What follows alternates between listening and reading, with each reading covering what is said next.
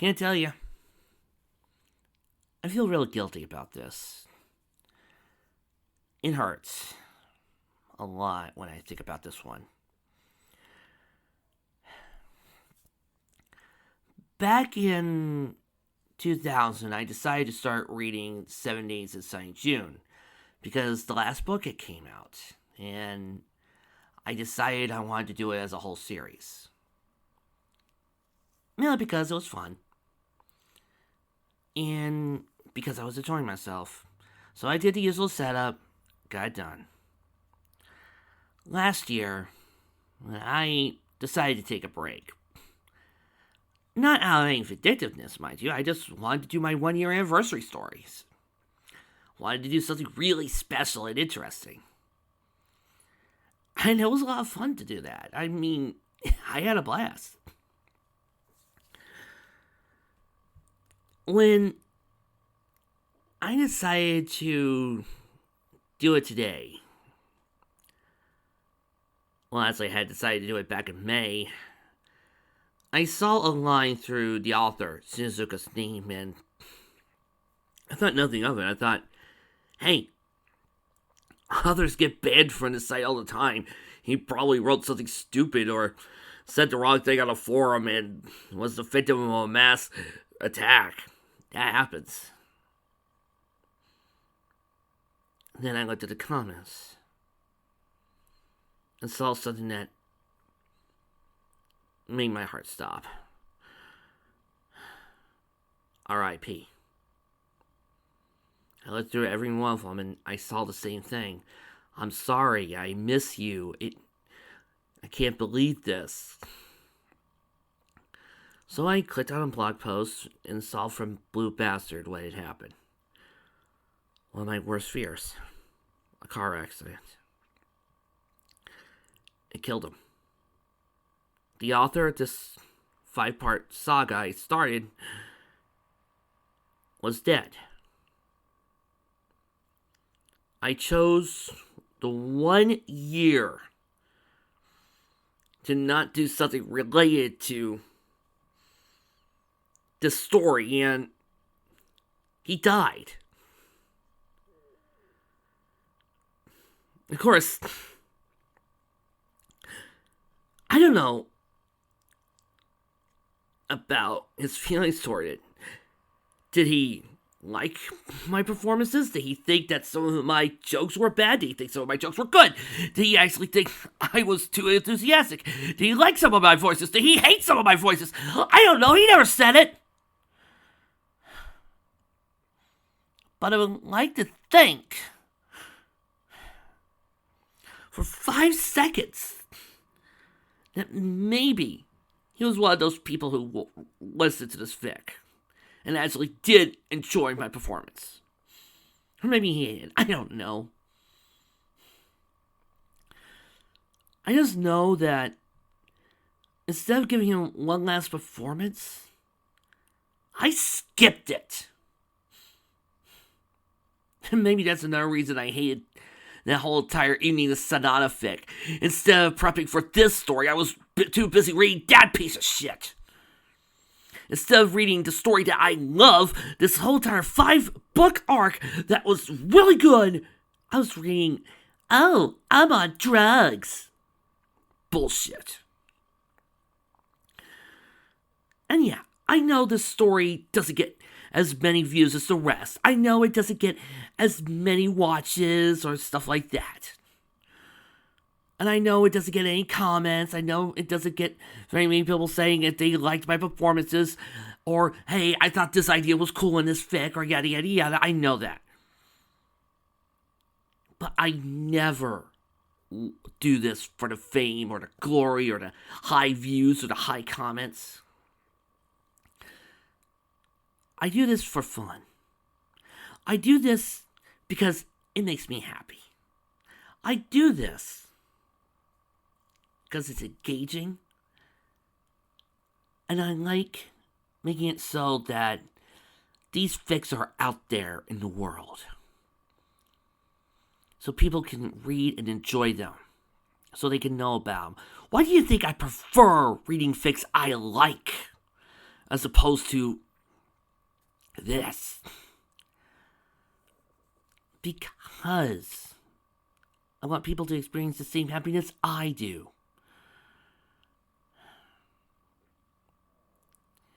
So,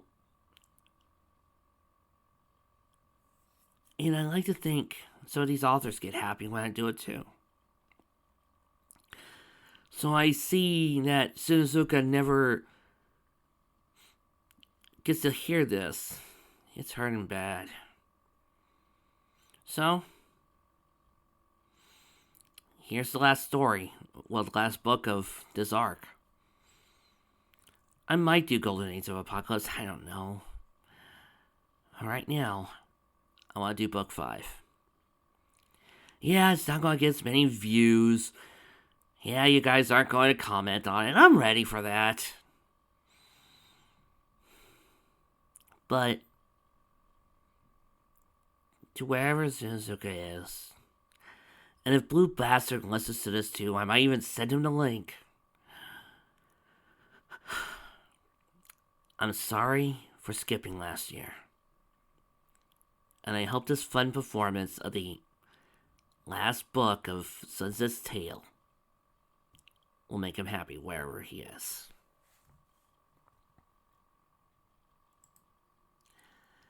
"7 Days in Sunny June," Book 5, The New Frontier. 16 years ago, Vancouver, British Columbia. He's an artist, a pioneer. We've got some new music on the frontier. The music of Nightfly came over the speakers of Dodge Neon as it rolled up into the Granville Street. 2 well-dressed individuals were in the car, with one of them visiting ever so slightly.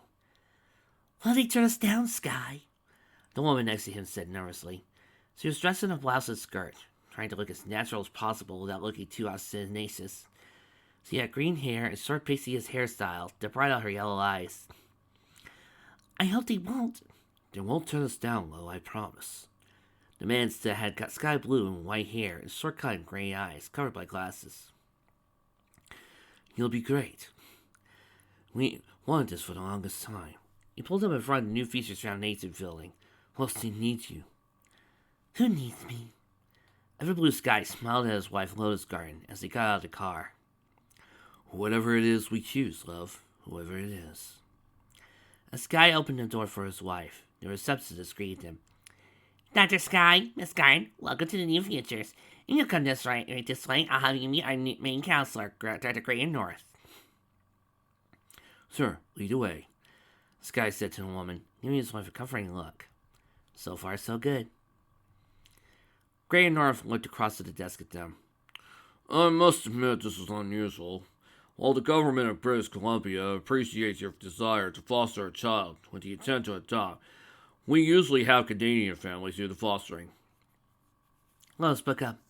"Dr. North, with all due respect, I am Canadian.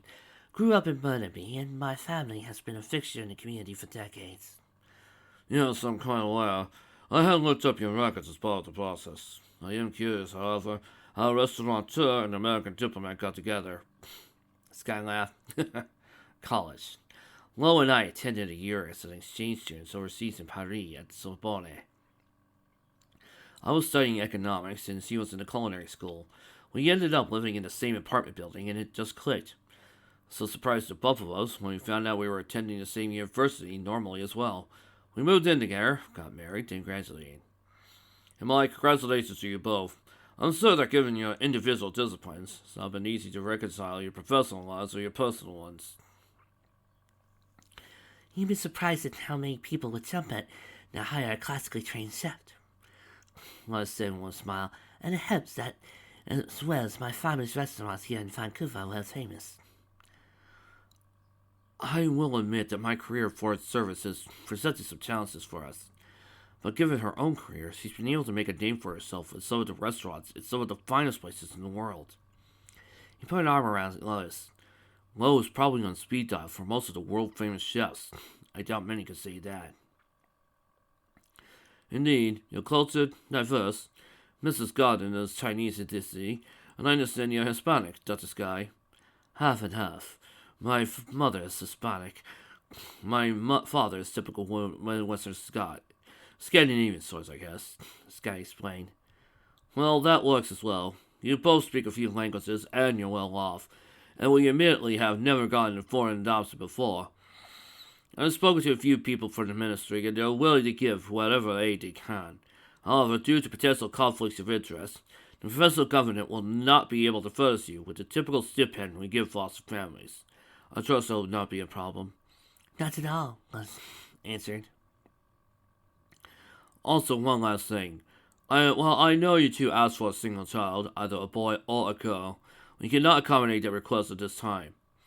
However, if you are willing, I have a case that needs urgent placement, and you two look like very qualified candidates.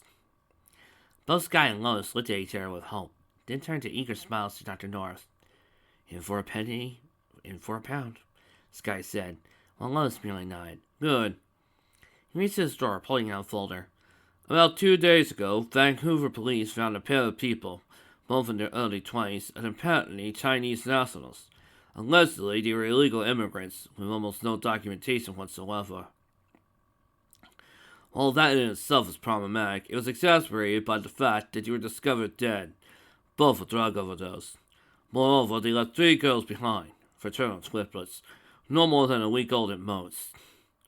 We discussed this with the Chinese consulate, and with what little documents were provided, it seems that Beijing cannot find any matches to the deceased. As a result, they conclude that the children were likely born here in Vancouver, and as a result are Canadian citizens. However, they did request that we settle them with a Chinese-Canadian family if at all possible. And as you found out, Mrs. Gunn, you are such a person. A curious look came over Lois's face. Since more than raising me a mother, I always wanted more than one child, especially a girl. More than one at once, however, was going to be a challenge. Sky. I'm okay with this, Lo, he told her. Just arrange for a bigger family is all. He turned to North. Would you tell us more, please? Dr. North handed them a folder. As we said before, there was little documentation for the adults, and none for the children. As a result, the police officer who found them named the 3. The adoption counselor chuckled. He named them Adazio Dazzle, Aria Blaze, and Sonata Dusk. Sky blinked. As in the Dazzlings? The 60s girl group? One and the same. I was informed that Officer Blueline is a huge fan, apparently, he said with a smile. In any case, there were no indicators of birth order, so we're assuming age based on naming order. The ministry has issued birth certificates based on the day that they were found by the police, as they are too young to get a definite answer via DNA testing. He pulled a picture out of the folder. The image showing a cute as a button newborn with burgundy-colored eyes and a tuft of orange hair that poised to curl.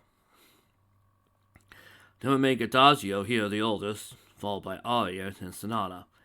2 more pictures were produced, and both girls have violet eyes, with Aria having violet hair and Sonata light blue. Lois fell in love instantly. Doctor, when can we meet our girls? She said, making it clear she would accept them. They'll be out of the hospital tomorrow. Given their parents' and staffs, we have to check into any latent drugs in the system. Sadly, too many children are born addicted to drugs because their mother abused them during pregnancy. Dr. North said in a sad voice, then perked up. We will see that they are very well cared for before we turn over custody, and I can tell you both that we will give them the finest care afterwards. You can bet we will, Sky said with confidence. You know, Lo, I really hate you. Lo's sister-in-law Twilight fell with said chest. I had a baby the hard way. You're just being a lazy ass. Lois, of course, knew Velvet was joking. She'd gone to the child psychologist for advice on adopting when he discovered Lois was barren. Yeah, but I can remember looking you had shining and I thought, nah, no thanks. So for you to do it again. Call me a sucker for punishment. Little Twilight's just worth it, though. So much I'll probably have another. I'll definitely wait until Shiny's in high school, however. Give him some pacing between whale periods. Well, you look at the time, Lois hissed. At least you only have to buy for 1. We have to buy for 3. That's certainly going to be a challenge. Are you ready for that? As much as we can be. Sky's out right now with my father, getting 2 extra cribs and what we need. Mom and my brother are getting the bathroom ready. You won't believe how much English and Mandarin things my parents have bought. I suspect Mom wants to make them into the next generation of family members, ready to take over the business. Is that even going to be possible? I thought you and Sky were getting ready to move to Washington next year. Yes, but we're managed. The guys at Sky's office are already putting together the paperwork, so we can bring them once we move. And the Canadian government says so long as I'm still Canadian, which was last time I checked, we're filling the agreement that the adoption agency made with the Chinese consulate, so we should be good to go there. Well, I think I need to get going. I hear the baby, which means it's feeding time. Not sure I envy you on that or not, Phil. Hey, at least I have someone to have a pity party with. My sister-in-law gave birth to her daughter last month down in L.A. They're planning to move here in August, so we can complain about getting old and fat together. Plus, Twilight will have someone to play with when she gets older. That's good. I'll let you go so you can feed the beast. Goodbye, love tonight to us. Bye. Hanging up the phone, Lois heard the approach of a truck. She looked out the window to see an IKEA vehicle pull up, when her father struck behind it. Well, I think we got enough stuff, Sky told her, as the IKEA workers started to offload the needed baby gear. If not, we could always get more. After all, our girls must have the best, right? And he stubborn hugged his wife. Tomorrow, it all starts.